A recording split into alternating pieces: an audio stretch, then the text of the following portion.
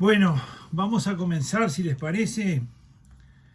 Este, la, la, eh, este cursillo es una introducción al Nuevo Testamento. Ya compartimos, aunque en medio de algunas dificultades, esa introducción al Antiguo Testamento. Eh, Evidentemente que partimos de eso, ¿no? Hay una antigua alianza, un Antiguo Testamento, en el que hay un dar, Dios se da a conocer, Dios se revela, y esa acción de Dios de revelarse y darse a conocer también aparece marcada por promesas. Dios va realizando promesas. Dios siempre que algo acontece, lo que manifiesta abre a un cumplimiento mayor. Siempre, ¿verdad? Lo que el pueblo va recibiendo, digamos, dice, ¿cuándo se va a cumplir esto? Y siempre queda abierto como a una realidad mayor. Siempre hay una expectativa de que esa realidad se pueda cumplir. De manera que en esta introducción al Nuevo Testamento llegamos en el momento del cumplimiento, diríamos la promesa y el cumplimiento. Jesucristo aparece en la plenitud de los tiempos y es el cumplimiento de esa promesa. Se van a dar en él todas esas cosas prometidas y anunciadas. De manera que el Nuevo Testamento tiene como centro a Jesucristo. Y después que él aparece, toda la Escritura tiene como centro a Jesucristo. No solo el Nuevo Testamento, también el Antiguo. Nosotros no podemos prescindir de Cristo para leer el Antiguo Testamento. No podemos prescindir de él. Por eso cuando leemos el siervo sufriente de Yahvé, lo miramos a la luz de Cristo. De forma que Jesucristo es el centro de la revelación. Y yo quisiera iniciar con tres cosas importantes vinculadas con esta introducción al Nuevo Testamento. La primera cosa es que el Hijo revela al Padre. Es decir, el Nuevo Testamento nos da a conocer el misterio de la Trinidad. Nosotros en el Antiguo Testamento escuchamos hablar del Espíritu de Yahvé, pero en realidad se entendía como que era la parte de Yahvé misma, que es un ser personal, es una realidad del Nuevo Testamento. Por eso el Hijo es el que revela al Padre. Y cuando hablamos de la revelación del Hijo, lo más importante es que hablamos de que hay una singularidad en la revelación de Jesucristo, porque es la revelación definitiva, ¿verdad? Jesucristo va a revelar a Dios, va a revelar el plan de Dios, va a realizar el plan de Dios, y esto será definitivo. Por eso esta alianza no es provisoria. Esta nueva alianza es nueva y eterna. La eternidad, lo que hace presente el misterio de esta eternidad, es justamente que esta alianza de Dios es la definitiva, no pasará. Pasarán los cielos y la tierra, pero mis palabras no pasarán. Es una alianza que no va a necesitar ninguna nueva realidad, no va a necesitar de nada. Jesucristo es la última palabra de Dios, dicen algunos teólogos, ¿verdad? Es la última y definitiva palabra de Dios a la humanidad. A partir de él se alcanza una plenitud de revelación, ¿verdad? En Jesucristo está la plenitud. Por eso hay una singularidad de revelación de Dios en Jesucristo, porque aunque Dios ha hablado de muchas maneras, ¿se acuerdan el texto bíblico ese que dice, de muchas maneras habló Dios a los hombres, ¿no? Los profetas, nosotros podíamos agregar los jueces, los reyes, pero en estos tiempos que son los últimos nos habló por su Hijo. De manera que se muestra claramente que entre los modos de hablar de Dios y de comunicar de Dios hasta la llegada de Cristo y el de Cristo hay, diríamos, una realidad superior. Hay una realidad que tiene una realidad muy singular. De hecho, ahora que nos habla por su Hijo, nos habla por él que se hace carne, es decir, es la palabra de Dios hecha carne. El Evangelio de San Juan nos pone en esa sintonía. El Evangelio de Juan, ¿se acuerdan? Que comienza el prólogo maravilloso ese que tiene, y entonces primero está el verbo en la eternidad, la palabra de Dios que está en la eternidad, y en el principio era el Logos, ¿no? Recuerden que San Juan utiliza un comienzo similar al del Génesis. En el principio, dice el libro de Génesis, y Juan dice en el principio, es como anunciando que hay un nuevo principio, ¿verdad? Y al mismo tiempo es ese principio que no tiene principio, es la eternidad. Entonces, y en el principio era Logos, y entonces, y él estaba en Dios, y era Dios, y así sucesivamente, hasta que en un momento dice, y el verbo se hizo carne. El versículo 14 de ese prólogo dice, se hizo carne. Es decir, que viene como un movimiento descendente, va bajando, y en un momento se hace carne, se concreta en la carne. Y esto es un hecho maravilloso, porque en realidad lo que estamos diciendo ahí es que cuando uno dice, yo quiero, diríamos, conocer a Dios, ahora tiene que decir que Dios se manifiesta en él, no en general, sino que hay que encontrarse con Dios en Jesucristo. Él es Dios, Él es el Dios que nos habla. De manera que la singularidad de esta revelación está dada ¿por qué? Por algo muy único, ¿verdad? Jesucristo no nos viene a hablar de Dios al modo en que nos hablan los profetas, porque a los profetas se les comunica una palabra de la que ellos no son dueños y que ellos tienen que comunicar. Jesucristo no nos viene a hablar de Dios por medio de una, diríamos, de una visión que en un momento determinado pudiera tener, no, sino que Jesucristo es el que está en el seno de Dios. Así dice el prólogo de San Juan, ¿verdad? Si uno mira el prólogo de Juan, ese fantástico, dice, en el principio existía la palabra y la palabra estaba junto a Dios. Bueno, ese estaba junto, en realidad es una forma de traducir apud deum, que es estaba cabe. No es fácil traducir esa expresión, pero es como que está vuelto al seno del mismo Padre. Está de cara al Padre y en su seno. No es estar de cualquier manera, como uno al lado del otro, sino que es de una comunión tan íntima. Bueno, que está en el seno del Padre, es el que ha venido a hablarnos. Por eso a Dios nadie lo ha visto jamás, pero el Hijo único de Dios, que estaba en el seno del Padre, ese nos vino a contar. De manera que el Nuevo Testamento tiene la plenitud de la revelación, primero porque el que revela es el Hijo que está en el seno del Padre, es el Hijo que está en la eternidad.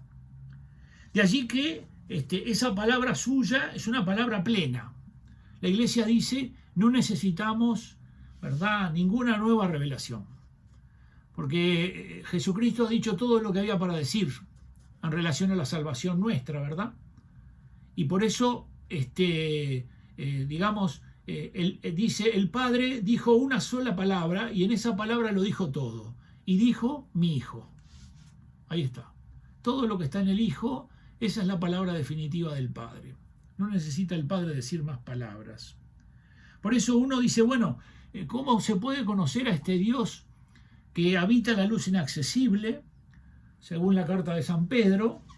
Y tenemos que convenir que es un designio de Dios mismo, es voluntad de Dios darse a conocer. Al establecer una alianza, Él lo que hace justamente es querer ser conocido. Quiere que nosotros lo conozcamos. Por eso el conocimiento de Dios que tenemos se consuma en Jesucristo. Es decir, se concreta en Jesucristo. Por eso diríamos, es la plenitud de la revelación, Jesucristo. Por eso Jesucristo es el anunciado por la antigua alianza, es el prometido por la antigua alianza y es el enviado del Padre. Es el enviado del Padre que viene a obrar la salvación, es decir, viene a traer la revelación, la obra de la redención. La obra de la redención que supone que Dios ha venido a liberarnos del pecado y de la muerte, que ha venido a reconciliarnos nuevamente con Él, pero que supone también la reconstrucción del plan de Dios. Y esto, hay una intención de Dios de volver, diríamos, a comenzar las cosas de un modo aún más perfecto. Porque cuando uno ve que Dios tenía un plan y que ese plan pasaba por la libertad de Adán y Eva y que ellos respondieran favorablemente al plan de Dios, cuando ese plan se frustra, el plan de Dios se frustra por el pecado, de manera que ellos responden negativamente, lo que inicialmente uno podría pensar es, bueno, Dios ahora decide hacer un plan de segunda categoría, porque si intentó hacer un plan y el hombre lo rechazó y el hombre dijo, no queremos saber de nada contigo, no te obedecemos y hacemos lugar en nuestro corazón a lo que dice tu enemigo, a lo que dice el enemigo de Dios. De manera que uno podría pensar, bueno, ha decidido Dios dar al hombre algo, pero no, digamos, una cosa de menor valor, una cosa de segunda categoría. En cambio, no hace eso, sino que eleva la obra. Porque el hombre, hasta ese momento, estaba llamado a ser imagen y semejanza de Dios. Pero en Cristo está llamado a ser su hijo. De manera que uno es el orden de la creación, eso se estudia en Gracia, uno es el orden de la creación y otro es el orden de la redención. El orden de la redención es ese que nos abre las puertas para vivir como hijos. Estamos llamados a ser hijos. Y esto es una gracia especial que nos viene porque en lugar de responder, diríamos, desfavorablemente al pecado del hombre, Dios ha respondido dándole más. Falló a favor del hombre, es decir, aunque el hombre respondió mal, no lo abandona y entonces dice, bueno, vamos a poner un nuevo orden y en este nuevo orden habrá una mujer que se encontrará en las mismas condiciones que Eva, no tenía pecado, pero en cambio, en lugar de responder desobedientemente, respondió obedientemente. Es decir, en lugar de tratar, digamos, de edificar su vida sin Dios, la edificó con él. De manera que María será la nueva Eva. Los padres de la Iglesia, sobre todo San Ireneo de León, que es del siglo II, va a desarrollar mucho esta visión de María como nueva Eva. Y va a mostrar, por un lado, la obediencia de María contra la desobediencia de Eva, la disposición de María contra la de Eva, es decir, cómo se mantuvo fiel al plan de Dios, siendo que estaban en situaciones iguales porque Eva no tenía pecado original.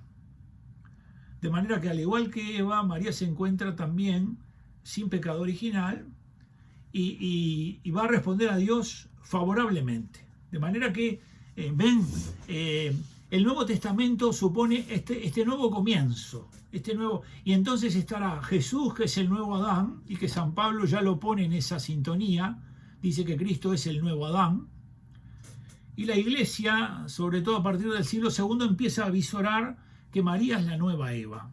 Incluso a favor de esta misión de María como nueva Eva, está el modo en que San Juan la llama. Porque si ustedes miran, verán que en el Evangelio según San Juan solo hay 2 pasajes que hablan de la Virgen María. El primero de ellos es la boda en Caná de Galilea. Y el segundo es cuando María está al pie de la cruz con Juan, en el momento de la crucifixión de su hijo. En los 2 pasajes a María se la llama mujer. En el pasaje de la boda de Caná, ¿qué tenemos entre tú y yo, mujer? Y en el pasaje de la cruz, mujer, he ahí a tu hijo. Es un hecho inaudito porque no existe en la literatura antigua, ni en la griega ni en la romana, ningún ejemplo en donde un hijo llamara a su madre mujer. No existe. No existe. De manera que hay una intención, hay algo allí detrás. No es que le pone mujer por ponerle una palabra, no. San Juan ha puesto esa palabra porque en realidad la identifica con Eva, porque Eva es la mujer. Así aparece presentada en el Génesis. De manera que la obra de la redención que viene el Hijo a realizar, viene no solo a reparar, sino que viene a ser una cosa nueva, superior. No solo restaura, porque a veces uno queda con esa imagen, es cierto que restaura, pero es más que eso, porque ahora el hombre va a ser admitido a la participación de la vida divina siendo hijo adoptivo. Y este es, diríamos, el bien que trae Jesucristo. Por eso el Hijo revela al Padre y revela al hombre y revela la nueva humanidad. Todas estas realidades, ¿no? Hoy hago nuevas todas las cosas. Es decir, hay un principio nuevo. Nosotros ahora no tenemos tiempo, pero si revisáramos San Juan, veríamos que San Juan ha dividido también en 7 días el comienzo de la vida de Cristo. Es decir, así como está en la creación, Juan ha utilizado también el comienzo con 7 días. De forma que se ve claramente que no solo ha usado la misma palabra en el principio, ¿no? En Bereshit se dice, no solo ha utilizado esa expresión, sino que a su vez ha delimitado también ese número de días para mostrar que estamos frente a una nueva creación. Y que aquí están, digamos, la nueva Eva y el nuevo Adán. Y aquí está la boda, en el caso de Caná de Galilea, en donde en realidad no hay novios prácticamente, ¿no? Porque ustedes vieron allí en Caná de Galilea que de la novia nada, si el vestido era de no sé quién y si la peinó Giordano y todo eso, nada, pobre mujer. Todo lo que le llevó a prepararse y nadie dijo ni media palabra ¿verdad? Tremendo. Y del novio apenas una frasecita allí cuando lo van a buscar porque no hay vino. Ahí en el medio aparece. Quiere decir que los novios no son importantes en la boda en Caná de Galilea. El verdadero novio de la boda es Jesucristo. Él es el bodo, Él es el novio. La boda es el banquete eterno del Padre y ha llegado el novio, está el novio ya. Entonces va a comenzar, ¿verdad?, el desposorio. Va a comenzar, Jesucristo es. Y por eso allí está en Él y está ella. Se va a desposar la nueva humanidad. De forma que, ¿por qué la importancia de decimos, Jesucristo revela de un modo muy singular el misterio de Dios? Primero porque está en Dios y segundo porque con Él llegan las cosas definitivas. Ya no hay más transitoriedad. No tenemos que esperar ahora que venga otro a aclararnos no sé qué cosa. Nada. Él es la plenitud de la revelación. Él es la plenitud de la revelación, ¿verdad? Él es el que muestra el plan de Dios. Y Él es el que lo realiza. Él es el que realiza en sí mismo también el plan de Dios por la obra de la redención. Es decir, esa entrega que va a hacer Él tiene que ver con ese plan que el Padre tiene para rescatar a esa humanidad. De manera que el primer punto, como una introducción así básica para acceder al Nuevo Testamento y ver la importancia que tiene, es que el Hijo revela al Padre. Y la segunda cosa importante es que el Espíritu Santo esclarece el plan de Dios. Segunda cosa importante. Así decimos, el primero el Hijo es el que revela al Padre. Y ahí vimos esa intimidad que hay entre el Padre y el Hijo y por lo tanto la revelación que Él hace no es una revelación más como las demás, es una revelación singularísima. Es como que nos mete a nosotros en el corazón mismo de Dios. En cambio, ahora se nos dice, el Espíritu Santo, la tercera persona de la Trinidad, esclarece el plan de Dios. Hace que el plan de Dios alcance una gran profundidad. ¿Por qué? Porque el Espíritu Santo va a transmitir un conocimiento cualitativamente distinto de la figura de Cristo. Es decir, digamos, conocer a Cristo supondrá que el Espíritu Santo tiene que darnos una comprensión mucho más penetrante de la realidad. No podemos conocerlo solamente por el intelecto. No se puede. Uno si lo quiere conocer solo por el intelecto, tiene datos de Cristo. Dice, tengo datos de Cristo, ¿no? Yo siempre pongo un ejemplo que puede ayudar, que es el hecho de cuando la mamá lleva al bebé al pediatra. Y el bebé le dice, yo qué sé, 70 centímetros, digo cualquier cosa porque no tengo claras las proporciones, pero 70 centímetros, pesa tantos kilos, y le da un montón de datos. El hecho de que el pediatra tenga esos datos no quiere decir que conozca al niño más que la madre. La madre lo conoce más, aunque no tenga ninguno de esos datos. Acá pasa lo mismo. El Espíritu Santo le da ese conocimiento como el que la madre tiene del Hijo, aunque no tenga datos. Y el otro que no tiene el Espíritu Santo tiene datos, pero no tiene el conocimiento verdadero de Cristo. A Cristo no se lo puede conocer si no es porque el Espíritu Santo lo enseña. Puede tener mucha información, puede repetir muchísimas cosas, pero esta realidad, esta gracia de comunicación que nos viene solamente por el Espíritu Santo, solo la puede tener el que tiene, ¿verdad? El que hace que el Espíritu Santo sea el que conduzca ese conocimiento de él. Por eso los discípulos tienen que esperar, ¿verdad? Tienen que esperar que venga el Espíritu Santo. De manera que el Espíritu Santo enseña que Cristo no entra dentro de esas figuras que habitualmente aparecen en la historia. Digo, se le puede llamar maestro, pero es mucho más que un maestro. Se le puede llamar profeta, pero es mucho más que un profeta. Se le puede, y así sucesivamente, uno dice, bueno, esto, aquello, sí, algo de eso está en él, pero él es mucho más que esto. Porque todas las descripciones de Cristo muestran como la arista, una arista de él. Pero él es el Hijo eterno de Dios, es decir, él habita un centro que evidentemente es inaccesible totalmente. Es decir, podemos ver algo y decirlo, él es el Señor, sí, él es el Maestro, sí, él es el Redentor, sí, sí, es cierto todo eso, pero siempre estamos describiéndolo porque es tan profunda la realidad que se vuelve inagotable. Pero el Espíritu Santo es el que hace eso. Y a estos efectos tenemos que tomar un texto que está en el Evangelio según San Juan para comprender un poquitito más cuál es la misión del Espíritu Santo de esclarecer, cómo lo esclarece. Dice en el Evangelio según San Juan, en el capítulo 14, versículos 26 y siguientes, capítulo 14, 26 y siguientes, todos estos capítulos son de la revelación del Paráclito, ¿no? Así lo llama Jesús en San Juan. Va a dar a conocer, y acá parece ya que el Espíritu Santo es un ser personal, ¿verdad? Es distinto de Jesús y es distinto del Padre, está manifestando que es otra persona. Y en el versículo 26 y siguientes dice el Evangelio de Juan: os he dicho estas cosas estando entre vosotros, pero el Paráclito, ¿se acuerdan que Paráclito es una expresión que no se la traduce porque tiene varios significados? Entonces, si uno toma uno, pierde los otros.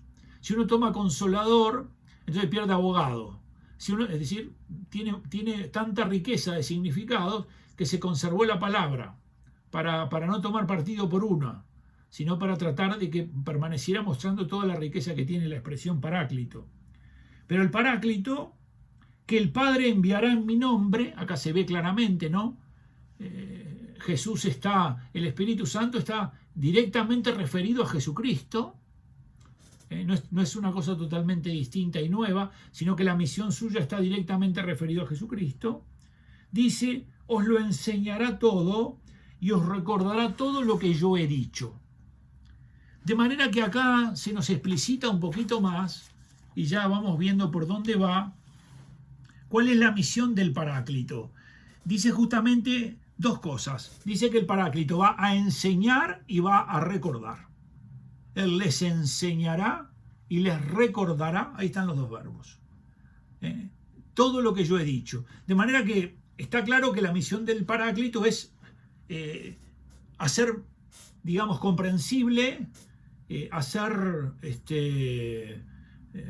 digamos, profunda, es decir, alcanzar profundidad en la obra de Cristo. En la obra de Cristo. Él les enseñará y les recordará. ¿Por qué es importante esto, verdad? Porque el Espíritu Santo es el que hace que la figura de Cristo permanezca con toda su verdad. Al mismo tiempo es el que garantiza que conoceremos siempre la verdad sobre Jesucristo. Si la verdad sobre Jesucristo hubiera quedado a merced de personas, capaz que se desvirtuaría. Pero la verdad sobre Cristo queda custodiada por la presencia del Espíritu Santo en el mundo, que el Padre ha enviado. Porque Él es la memoria de la vida y la obra de Cristo. Él va a enseñar y va a recordar. Y observen ustedes esto, que me parece importante. Se está quedando sin tiempo a la flauta. ¿Qué es esto? 10 minutos falta. Te aviso. Yo en esto soy más que nuevo. Puro cartel, no tengo ni la más pálida idea si Cecilia no aprieta los botones. Yo estoy acá perdido. Veo un montón de gente, no sé si estoy yo, por lo menos, no sé ni dónde estoy, pero bueno. El Espíritu Santo entonces es el que va a introducirnos a nosotros en el misterio de Cristo. Si ustedes se acuerdan de algunos pasajes en los Evangelios, en un momento determinado dice, por ejemplo, con relación a Judas, dice que estaban en un lugar y dicen que Judas tomó la bolsa y se fue, y en otro momento dicen, él sabía que lo iba a entregar. Entonces, evidentemente que esto que pone cuando se relata el Evangelio, no es que lo hubiera sabido en el momento, sino seguramente después que ya vino el Espíritu Santo sobre ellos, miraron la vida de Cristo nuevamente y entonces comprendieron un montón de cosas que no habían comprendido. Y las comprendieron en profundidad. Comprendieron cuando Él había dicho una cosa y tal vez ellos no habían alcanzado a ver la plenitud de eso que estaba allí. De forma que el Espíritu Santo va a profundizar en ellos, va a conservar la verdad, y al mismo tiempo va a hacer eficaz la obra de Cristo. Va a realizar eficazmente la obra de Cristo. Hubo un abad por la Edad Media que se llamó Joaquín de Fiore, que Joaquín de Fiore pensó que la primera era la era del Padre, la segunda era la era de Cristo y que ahora venía la era del Espíritu Santo, pero las entendía como cosas separadas unas de otras. Y la Iglesia, su doctrina la puso que era herética, que era hereje. Es decir, la obra del Espíritu Santo está en orden a la de Cristo. Es esto que dice el texto acá, ¿verdad? Él va a enseñar y va a recordar todo lo que el Señor hizo y dijo, y al mismo tiempo le va a dar profundidad. Recuerden ustedes, por ejemplo, que el Espíritu Santo es invocado siempre en los sacramentos. Por ejemplo, siempre el Espíritu Santo está invocado en los sacramentos. En la consagración, antes de la consagración, se da una invocación al Espíritu Santo. O sea que el Espíritu Santo es invocado para que se realice el misterio de lo que está pasando allí. Por eso hace eficaz, ¿verdad? Es el que hace presente en la Iglesia el misterio de la obra redentora de Cristo. Es Él el que la hace eficaz. De forma que enseñar y recordar. Si nosotros miráramos el Evangelio de Mateo, el Evangelio de Juan, el Evangelio de Mateo, de Marcos y de Lucas, esos tres evangelistas, los tres evangelistas, la palabra enseñar, enseñanza, la ponen en boca de muchas personas. La ponen en boca de Juan, la ponen en boca de Juan el Bautista, la ponen en boca de los escribas, la ponen en boca de Jesús, la ponen en boca de los magistrados. En cambio, si uno mira el Evangelio de Juan, que es el que contiene toda esta revelación, la palabra enseñar solo está designando la acción de Jesús, del Espíritu Santo y del Padre. Solo a las personas de la Trinidad le atribuye la acción de enseñar San Juan. Solo a las personas de la Trinidad. De manera que el Espíritu Santo es justamente maestro. Y esa acción por la que el Espíritu Santo enseña, ¿verdad?, nos muestra también algunas diferencias con relación a Cristo. Si uno mira a Cristo y mira al Espíritu Santo, dice, bueno, ¿cómo es esto? Bueno, podemos mostrar algunas diferencias. El magisterio de Cristo fue realizado en un tiempo determinado, en un lugar determinado, por un periodo de tiempo determinado. Jesucristo usó el lenguaje humano. El Espíritu Santo aparece en los relatos evangélicos en futuro. En este texto que acabamos de leer dice, ¿verdad?, el Padre enviará y luego dice, enseñará y recordará. Quiere decir que la acción del Espíritu se proyectaba hacia el futuro. De manera que el Espíritu Santo, diríamos, no está circunscrito a un tiempo determinado, a un lugar determinado, sino que desde que el Señor lo envía en Pentecostés, va a hacerse presente a lo largo de toda la historia, en todo lugar. Va a ser el que va, ¿verdad?, a dar a conocer a Jesucristo verdaderamente, el que va a ayudar a que los hombres puedan encontrarse con Él, el que va a hacer que los hombres puedan recibir la gracia que viene de la Pascua de Jesucristo. Acuérdense el diálogo que tiene Jesús con Nicodemo. ¿Se acuerdan de ese textito? ¿Se acuerdan? ¿Se acuerdan que ahí dice, ¿verdad? Le dice, ¿cómo voy a nacer de nuevo? Y entonces le dice, tienes que nacer del agua y del Espíritu. O sea, tienes que nacer del agua y del Espíritu, ¿no? ¿Cómo? De manera que allí nosotros hoy entendemos que es la teología del bautismo. De forma que el Espíritu es el que hace fecunda toda la obra de Jesucristo.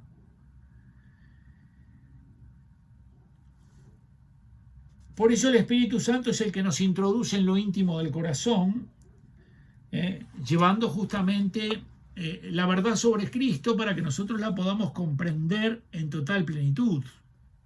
Algunas de las diferencias, se las vuelvo a repetir, el Señor tuvo una docencia determinada a un lugar, a un tiempo. Fue una docencia que estaba orientada por la palabra humana, por lo tanto exterior.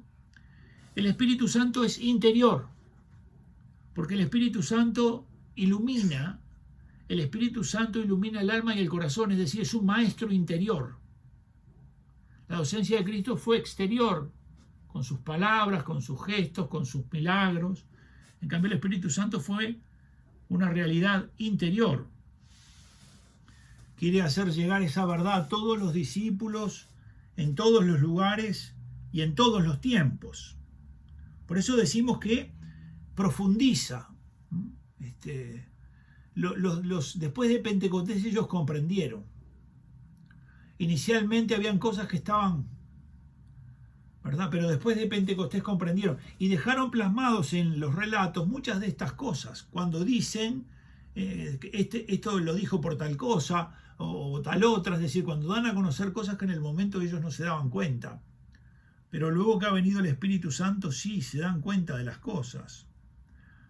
Y el tercer punto, ¿se acuerdan? Jesús, ¿verdad? El Hijo revela al Padre. El segundo, el Espíritu Santo esclarece el plan de Dios.